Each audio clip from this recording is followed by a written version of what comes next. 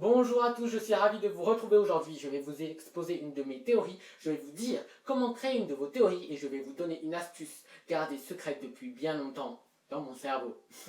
Alors je suis ravi de vous retrouver aujourd'hui. Je fais une vidéo à chaque fois que je peux. Donc abonnez-vous, activez la petite cloche pour rester au courant des prochains posts, des prochains podcasts que je vais faire. Aujourd'hui je vais vous parler d'une théorie sur la vie, d'une théorie sur le bonheur et de pourquoi est-ce que l'on doit être heureux. Mais surtout, pourquoi on doit être heureux pour les autres et comment être heureux pour les autres et pour soi-même. Je vais vous expliquer tout cela aujourd'hui. Sachez que cela n'est qu'une théorie, que si jamais je dis 2-3 erreurs ou des choses particulièrement grossières qui vous choquent, n'hésitez pas à le dire dans les commentaires, nous pouvons en discuter librement et poliment. D'ailleurs, n'oubliez pas également de liker la vidéo et surtout de la partager, c'est ce qui permet de faire connaître cette petite chaîne YouTube. D'accord? Très bien. Ma théorie c'est quoi? Ma théorie c'est que tout le monde est autant heureux de la même façon. C'est-à-dire qu'au cours de notre vie, nous avons la même qualité de bonheur et la même quantité de bonheur que les autres. En moyenne. Évidemment, si on pouvait quantifier le bonheur, je ne pense pas que ce serait totalement exact pour tout le monde. Mais je pense que cela se rapprocherait beaucoup plus que ce que l'on ne croit. Laissez-moi vous donner des exemples. Une théorie mérite des exemples. D'accord? Donc lorsque vous allez développer votre théorie, je vais vous expliquer comment faire. D'ailleurs, je vous parlerai bientôt d'un de mes théorèmes plutôt que théorie. Il faut avoir des exemples, il faut pouvoir l'expliquer. D'accord? Pourquoi est-ce qu'on pense cela? La justifier. Sinon, ce n'est pas encore une théorie, c'est une hypothèse, c'est une pensée. D'accord? Alors, il y a une étude américaine qui indique ceci. Des handicapés sont plus heureux sur le long terme que des personnes ayant gagné au loto. Alors, cela peut vous paraître aberrant, stupéfiant, mais c'est sur ça dont se base ma théorie. C'est-à-dire qu'en fait, les handicapés peuvent peut-être se réjouir de petites choses, tandis que les millionnaires ne se réjouissent pas de certaines choses. Vous trouvez de l'argent par terre, vous trouvez de l'argent dans votre portefeuille ou glissé dans une de vos poches. Le millionnaire ne fera que peu attention à cette quantité d'argent. Ce qui n'est pas forcément mauvais, hein. Je ne critique absolument pas, au contraire. Parce que proportionnellement, pour lui, ce n'est pas grand-chose. Est-ce que vous allez ramasser une pièce de 1 centime? Non. Alors lui, pourquoi est-ce qu'il irait être content pour un billet de 10 euros s'il est 1000 fois plus riche que vous? Et oui, 1 centime par rapport à 10 euros, c'est 1000 fois plus. Voilà ce que je vous explique. Est-ce que vous allez chercher une pièce de 1 centime? Est-ce que vous êtes vraiment heureux lorsque vous en trouvez une? Les enfants, souvent, sont heureux lorsqu'ils trouvent une pièce de 1 centime. Mais plus on grandit, plus on se rend compte que c'est peu par rapport à la richesse qu'on a. Et bien pour les millionnaires, c'est pareil. Et même pour les handicapés, lorsqu'ils apprennent à se mouvoir, et les handicapés de naissance, peut-être moins, d'accord? Mais en tout cas, lorsqu'ils apprennent à se mouvoir, à bouger par eux-mêmes, et ben ils sont contents tout simplement. Parce qu'ils se rendent compte qu'ils peuvent de nouveau avancer en étant plus autonomes qu'au moment de l'accident. Et oui, c'est pour ça que sur le long terme, ils sont, d'après cette étude américaine, plus heureux. Maintenant, moi je ne garantis rien. Hein, je ne dis pas que ma théorie est sûre à 100%, loin de là. D'ailleurs, je vais vous expliquer la théorie en elle-même. C'est-à-dire que vous vous dites peut-être, mais comment ils font les enfants africains, etc. Comment ils ont fait durant la guerre? C'était horrible, évidemment. On ne veut pas que cela se reproduise. Non, je ne défends absolument pas cela. Et évidemment qu'il faut aider les personnes africaines, les personnes qui sont défavorisées. D'accord? Mais ce n'est pas le propos. Le propos, c'est de se dire qu'en fait, ils sont autant heureux que nous. Cela ne les dérange pas plus que ça d'aller chercher de l'eau tous les jours. C'est une routine. C'est comme vous lorsque vous faites la vaisselle, par exemple. Que vous aimez ça ou non, vous n'avez pas le choix, ça ne vous dérangera pas plus que ça. En tout cas, ça les dérangera autant. C'est une routine, c'est intégré, d'accord? Plus tard, peut-être qu'il y aura des gens qui feront la vaisselle à notre place, qui sortiront la poubelle à notre place, des personnes ou des robots, qu'importe. En tout cas, est-ce que les personnes futures se diront, ah mince, mais comment ils faisaient? Ils devaient laver leur vaisselle à la main. Même si aujourd'hui on a des lave-vaisselles, ils devaient sortir la vaisselle des lave-vaisselles, ils devaient sortir les poubelles tous les jours.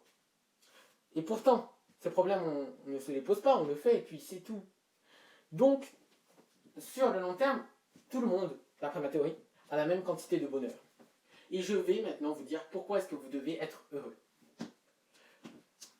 Être heureux, c'est peut-être quelque chose qui est le but de la vie. Notre vie, on n'en a qu'une.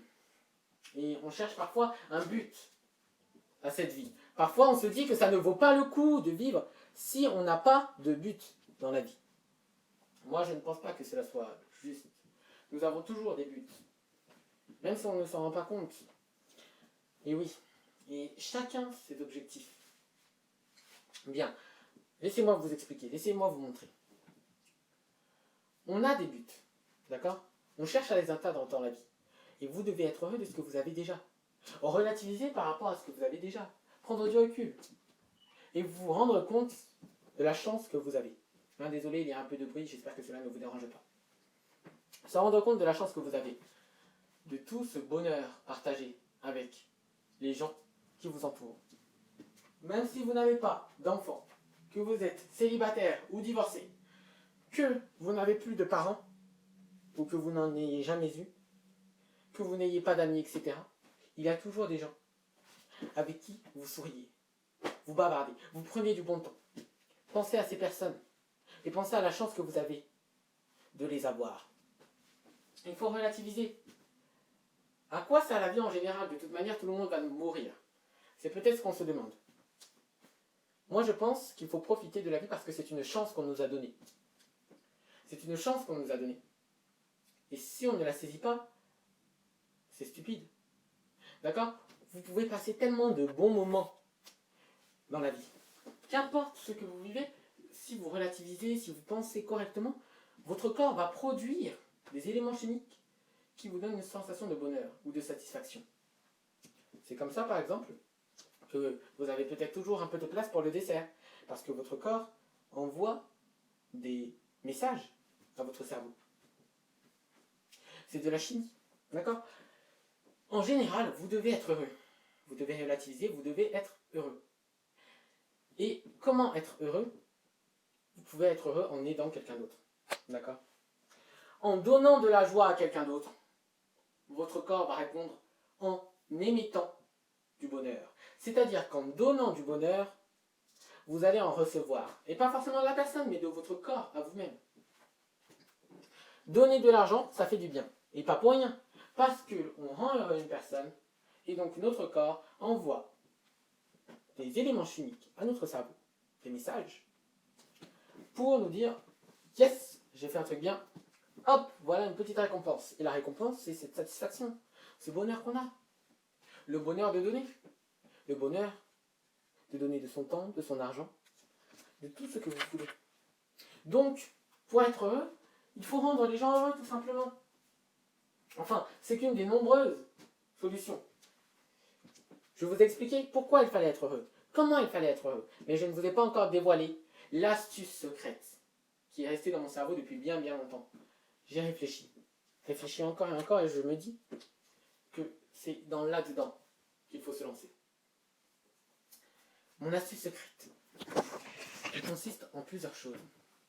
Premièrement, il faut faire une grille. Tout ce qui vous rend heureux, écrivez-le. Ça peut vous prendre des heures et des heures. Mettez toujours une de ces choses dans vos journées. Mettez ces choses partout. Mettez du bonheur partout. Personnellement, je suis en train de faire un régime. Et cela ne me dérange absolument pas. Pourquoi? Parce que maintenant, j'essaie de relativiser et de me rendre compte à quel point boire de l'eau fraîche, ça fait du bien quand on a soif.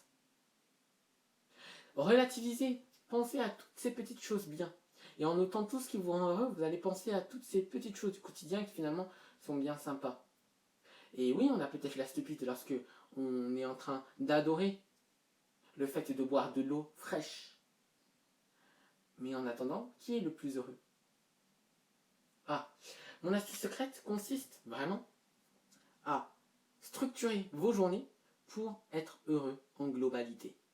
Il y aura des moments où vous ne serez pas heureux, et heureusement. J'ai envie de dire heureusement, sinon ce n'est pas une véritable journée. Elle est incroyable la journée, mais il y a toujours des moments de lassitude, ou même le fait que la journée soit finie en se disant que demain sera moins bien, vous avez un moment de non-bonheur. Alors, allez-y, mettez du bonheur dans vos journées, tous les jours. Allez-y, rendez les autres heureux pour vous rendre heureux. J'espère que ce podcast vous a plu. À demain, ciao!